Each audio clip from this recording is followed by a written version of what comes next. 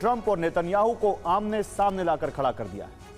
Israeli प्रधानमंत्री और अमेरिकी राष्ट्रपति के बीच हितों का टकराव अपनी आखिरी सीमा तक पहुंच चुका है। नेतन्याहू ने ऐलान किया है कि हमला हुआ तो जवाब दिया जाएगा, जबकि ट्रंप कह चुके हैं कि अगर नेतन्याहू नहीं रुके तो ईरान के खिलाफ उन्हें जंग में अकेले जाना होगा। सवाल है कि ईरान पर एक साथ हमला करने वाले ट्रंप और नेतन्याहू के बीच इस टकराव की वजह क्या है? आइए आपको अपनी पहली रिपोर्ट में दिखाता हूं। रिपोर्ट्स की माने तो अमेरिका और इजरायल के रणनीतिक हित अब एक दूसरे से अलग हो रहे हैं। बेंजामिन नेतन्याहू को इजरायल की राजनीति में बने रहने और अपनी कुर्सी बचाने के लिए युद्ध को जारी रखना जरूरी लग रहा है, जबकि डोनाल्ड ट्रंप को अमेरिका की राजनीति में चमकने और अपने वादे पूरे करने के लिए इस युद्ध को तुरंत खत्म करना जरूरी है। तो देखिए, 7 जून की रात 10 बजे ईरान ने इजरायल पर हमला किया, जिसके तुरंत बाद ट्रंप ने नेतन्याहू को फोन लगाया। रिपोर्ट्स की माने तो अमेरिकी राष्ट्रपति ने नेतन्याहू से हमलों का जवाब नहीं देने के लिए कहा। ट्रंप का तर्क था कि अगले कुछ दिनों में वो ईरान के साथ एक ऐसी डील कर लेंगे जिससे इन सारे हमलों का कोई महत्व नहीं रह जाएगा। ट्रंप ने यह भी कहा कि अगर डील नहीं हुई तो वो युद्ध के लिए तैयार होंगे। यह भी हो सकता है कि ईरान के खिलाफ अगले हमलों की कमान खुद अमेरिका संभाले। लेकिन नेतन्याहू ने ट्रंप को तर्क दिया कि अगर इजरायल चुप रहा तो गलत संदेश जाएगा। इससे लगेगा कि ईरान का पलड़ा भारी है और ईरान इजरायल अमेरिका पर हावी हो सकता है। इसके बाद भी ट्रंप ने हमला नहीं करने के लिए कहा और कॉल कट कर दी। लेकिन नेतन्याहू नहीं रुके, उन्होंने ईरान पर हमले शुरू कर दिए। अमेरिका को खुफिया जानकारी मिली कि इजरायल ईरान पर अब तक का सबसे बड़ा हमला करने वाला है।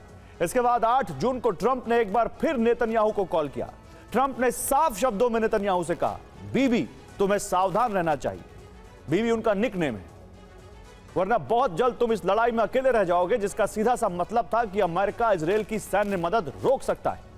ट्रंप ने नेतन्याहू को चेतावनी देते हुए कहा कि अगर इजरायली हमले बड़े युद्ध में बदले तो इसका खामियाजा इजरायल को उठाना पड़ेगा। ईरानियों के खिलाफ इजरायल को अकेले जंग लड़नी पड़ेगी, अमेरिका साथ नहीं देगा। ट्रंप ने नेतन्याहू को आगाह किया कि जो भी करो सावधानी से करना, आप ईरान के खिलाफ अकेले पड़ सकते हैं।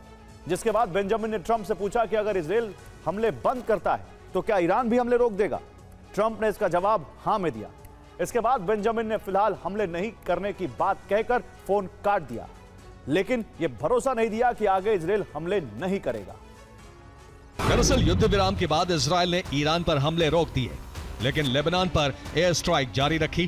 बेंजामिन जानते थे कि लेबनान पर हमलों से ईरान का भड़कना तय है, जिससे युद्ध का फ्रंट एक बार फिर खुल सकता है। लेकिन रिपोर्ट्स इशारा कर रही हैं कि ट्रंप नेतन्याहू के इसी प्लान का फायदा उठाकर अरब से एग्जिट प्लान तैयार कर रहे हैं। दावा है कि ट्रंप इस जंग में फंसने के लिए नेतन्याहू को जिम्मेदार ठहरा सकते हैं। वो जंग का ठीकरा पूरी तरह नेतन्याहू पर फोड़ देंगे ताकि खुद को एक शांति दूत के तौर पर पेश कर सकें। Very tough team, and I think we are winning that battle. But you're really going to win it over the next 2 weeks when we declare total victory. It'll be a total victory. It'll happen very soon. एक report दावा करती है कि Trump प्रशासन ने Iran से आने वाली मिसाइलों से इजरायल की रक्षा के लिए कार्रवाई का आदेश नहीं दिया, जबकि दूसरी रिपोर्ट में दावा है कि अमेरिकी सेना ने इजरायल की ओर आ रही ईरानी मिसाइलों को मार गिराने के लिए इंटरसेप्टर दागे। तो इजरायल की सुरक्षा सिर्फ थार्ड, एरो और आयरन डोम डिफेंस सिस्टम से ही नहीं होती, इसमें अमेरिका का अप्रत्यक्ष तौर पर बड़ा रोल होता है। अमेरिका 3 लेयर में इजरायल की सुरक्षा करता है। जब ईरान अपनी मिसाइलें और ड्रोन फायर करता है तो अमेरिकी रडार तुरंत एक्टिव हो जाते हैं। खाड़ी देशों में मौजूद अमेरिकी बेस पर तैनात रडार इन मिसाइलों की हलचल को ट्रैक करते हैं। मिसाइल के थर्मल सिग्नेचर को ट्रैक कर इसकी जानकारी अमेरिकी सैटेलाइट को भेजी जाती है। ये सैटेलाइट पूरा डेटा सीधे इजरायल के कमांड सेंटर तक पहुंचाती हैं। इजरायल को 15 मिनट पहले ही लॉन्च की जानकारी मिल जाती है। मिसाइलें जब ईरान से उड़कर इजरायल की तरफ बढ़ती हैं तो उन्हें रास्ते में ही रोकने की कोशिश होती है। इराक और जॉर्डन में मौजूद अमेरिकी बेस से F-16 और F-15 जैसे फाइटर जेट उड़ान भरते हैं। ये बीच में ही ईरान के सुसाइड ड्रोन्स और क्रूज मिसाइल्स को हवा में ही तबाह करते हैं, जबकि जमीन पर मौजूद पेट्रियट सिस्टम उन मिसाइलों को निशाना बनाता है जो उनके एयर स्पेस के ऊपर से गुजरती हैं। इसके बाद ही जो मिसाइलें शुरुआती लेयर पार कर इजरायल के करीब पहुंचती हैं, उन्हें इजरायल के करीब ब्लॉक किया जाता है।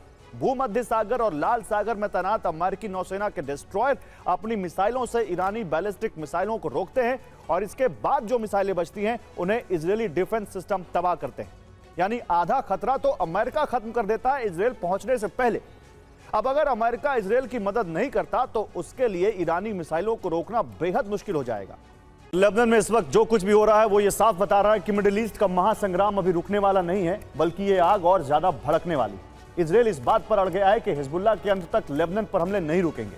हैरान करने वाली बात यह है कि अमेरिका की तमाम चेतावनियों के बाद भी इजराइल पीछे हटने को तैयार नहीं है। ट्रंप को सबसे बड़ा डर यह है कि अगर फुल स्केल जंग शुरू हुई तो वो अरब जगत में अपने साथियों को तबाही से नहीं बचा पाएंगे। और उधर दूसरी तरफ ईरान ने भी खुलेआम धमकी दी है कि अगर इजराइल नहीं रुका तो फारस की खाड़ी से लेकर लाल सागर तक एक ऐसी न्यू सिक्योरिटी बेल्ट एक्टिवेट कर दी जाएगी जो पूरे ग्लोबल ट्रेड का गला घोट देगी। यही वजह है कि अमेरिकी विदेश नीति पर नजर रखने वाली प्रतिष्ठित पत्रिका फॉरेन पॉलिसी ने एक चौंकाने वाली रिसर्च की है। पत्रिका ने लिखा कि डोनाल्ड ट्रंप ऐसे युद्ध के बीच खड़े हैं जिसे नियंत्रित करना उनके लिए लगातार मुश्किल होता जा रहा है। अमेरिका में इजराइल के राजदूत येचिएल माइकल लेइटर ने भी इस बहस के बीच एक हैरान करने वाला बयान दिया है। उनका कहना है कि हिजबुल्लाह पर इजराइल के हमलों का ईरान से कोई संबंध नहीं है और तेहरान को इन घटनाओं को अपने साथ जोड़कर नहीं देखना चाहिए। इजराइल की ओर से यह संदेश इसलिए अहम है क्योंकि वो दुनिया को यह बताना चाहता है कि उसकी कार्रवाई केवल हिजबुल्लाह के खिलाफ है और इसे किसी बड़े क्षेत्रीय संघर्ष का हिस्सा नहीं माना जाना चाहिए। और लेबनान पर हुए हमलों के बाद ईरान ने पूरे पश्चिम एशिया में एक नई सिक्योरिटी बेल्ट की धमकी दी है। अब देखिए ईरान की सिक्योरिटी बेल्ट में कौन कौन शामिल है। सबसे पहले लेबनान में हिजबुल्लाह, ईरान समर्थित सबसे ताकतवर क्षेत्रीय सहयोगी। यमन, जहां हुती पहले ही इजराइल और समुद्री मार्गों को चुनौती दे चुके हैं। इराक, जहां शिया मिलिशिया ईरान के प्रभाव वाले बड़े गुट माने जाते हैं। सीरिया, जहां ईरान समर्थित नेटवर्क लंबे समय से सक्रिय है। ईरान ने चेतावनी दी है कि अगर इनमें से एक पर भी हमला हुआ तो जवाब ये सब इकट्ठा होकर देंगे। अब देखिए ईरान की इस नई धमकी से खतरे में क्या क्या आ गया है। हॉर्मुज स्ट्रेट और फारस की खाड़ी समेत अरब सागर का बड़ा हिस्सा खतरे में आ गया है। लाल सागर का गेट बाब अल मंदेब खतरे में आ गया है और इससे सबसे पहला असर तेल आपूर्ति पर पड़ रहा है। कंटेनर शिपिंग खतरे में है क्योंकि दुनिया की सप्लाई चेन पर दबाव बढ़ रहा है। सैन्य जहाज खतरे में है क्योंकि क्षेत्र में सैन्य गतिविधियां और बढ़ सकती हैं। ऊर्जा व्यापार सबसे बड़े खतरे में है।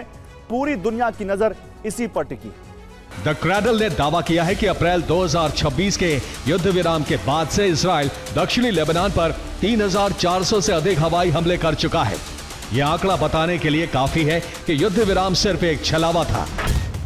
इजरायली सेना ने अब इस युद्ध के दायरे को और बढ़ाते हुए जकाक अल मुफ्ती समेत कई नए कस्बों और रिहायशी इलाकों को तुरंत खाली करने का सख्त और आखिरी अल्टीमेटम जारी कर दिया है।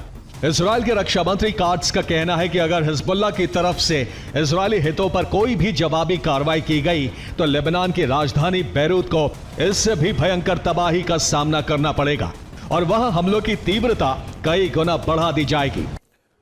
सफेद फास्फोरस दुनिया के सबसे विवादित विस्फोटकों में से एक है। यह 1300 डिग्री सेंटीग्रेड तक गर्मी पैदा कर सकता है। यह त्वचा से चिपकता है, इसलिए इसका असर और खतरनाक माना जाता है। यह पानी से नहीं बुझता, इसलिए इसका इस्तेमाल बहुत तबाही मचाता है। यह आखिरी कण तक जलता है जब तक पदार्थ पर पूरी तरह खत्म ना हो जाए।